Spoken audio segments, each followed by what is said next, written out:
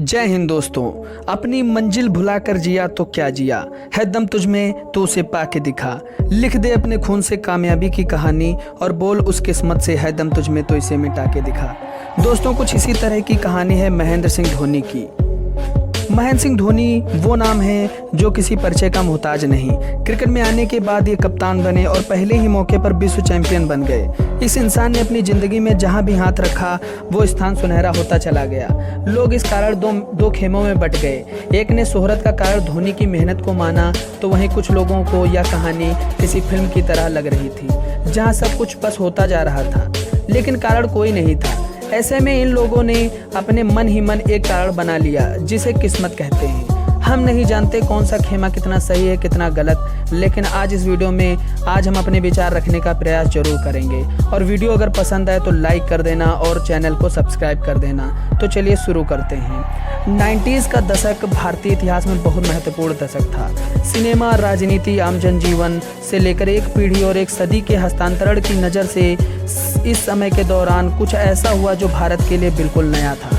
ऐसे में खेलों की दुनिया भी अलग अलग तरीके से अपना प्रभाव इस दशक पर रखती थी। अंतर्राष्ट्रीय मैदान पर क्रिकेट की बात को एक बार छोड़कर 17 साल के एक बच्चे की तरफ चलते हैं जो उस वक्त अपनी पढ़ाई पूरी कर रहा था। रांची के एक मिडिल क्लास परिवार में आने वाला ये लड़का, जिसे हर आम भारतीय की तरह क्रिकेट को छोड़कर बाकी हर तरह का खेल पसंद था।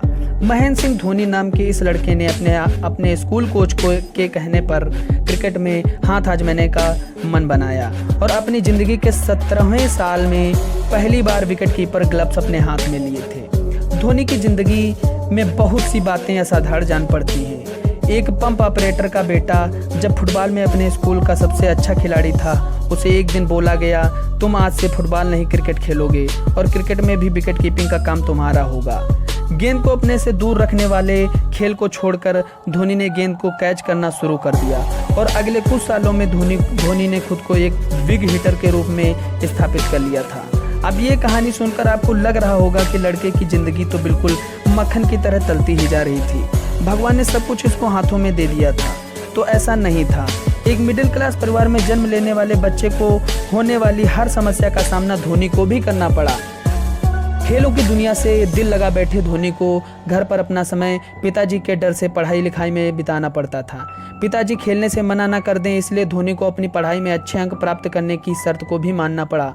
ये बातें पढ़ाकू बच्चे के लिए तो आसान थी, लेकिन धोनी के लिए नहीं थी। और ऊपर से अपने घर का माहौल को देखकर खुद को धोनी जैसे सकारात्मक इंसान को भी अपने फैसले पर सवाल खड़े करने पड़ते थे। ये द्वंद्व भी धोनी को जीतकर धोनी को आगे बढ़ना था। जब सब सही होने लगा तो धोनी ने अपने बूते पर एक अच्छा खिलाड़ी खुद को साबित कर दिया था।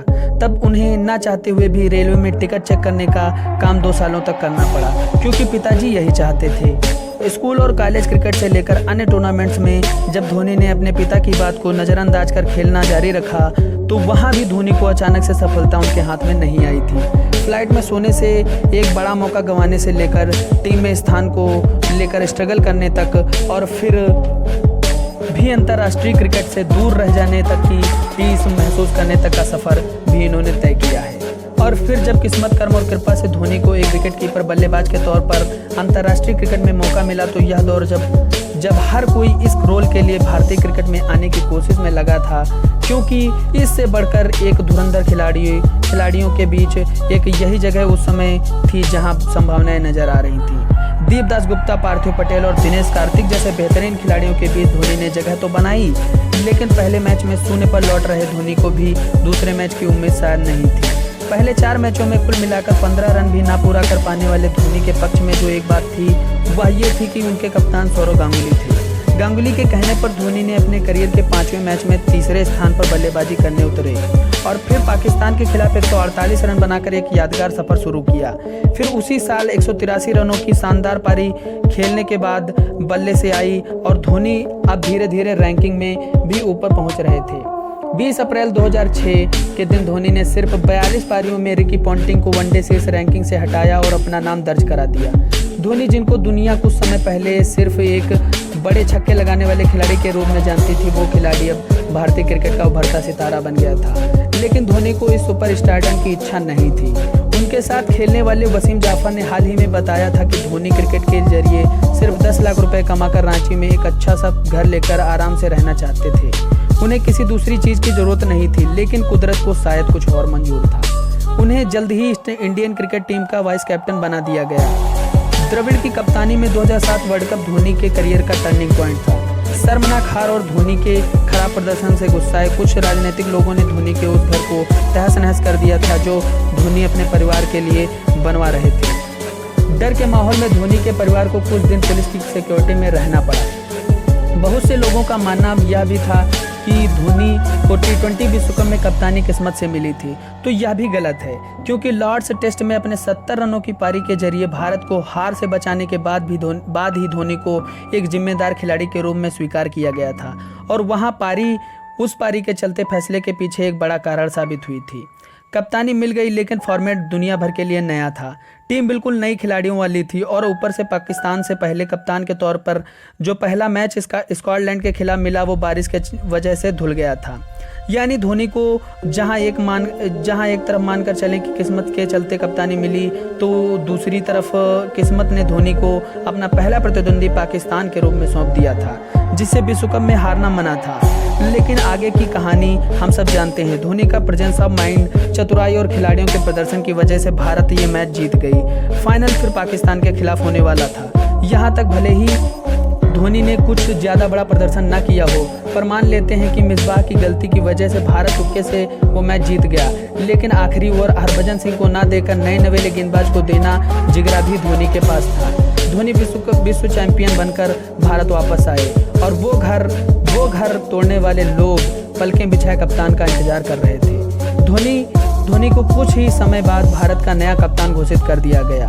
साल 2008 में जब गांगुली अपना आखिरी टेस्ट मैच खेलने उतरे, तो आखिरी पलों में एक बेहतरीन अंदाज में धोनी ने अपने कप्तान को धन्यवाद कहा और उनकी लेगेसी को बेहतरीन तरीके से आगे बढ़ाया।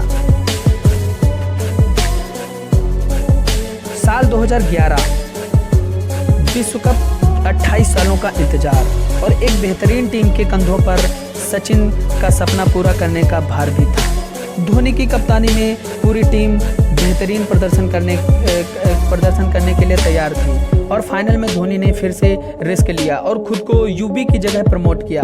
फैसले लेने की हिम्मत फैसले की सही साबित होने की सबसे पहली शर्त होती है। धोनी ने इस बार भी ये शर्त पूरी कर एक बेहतरीन अंदाज में भारतीय टीम को विश्व चैंपियन बनाया।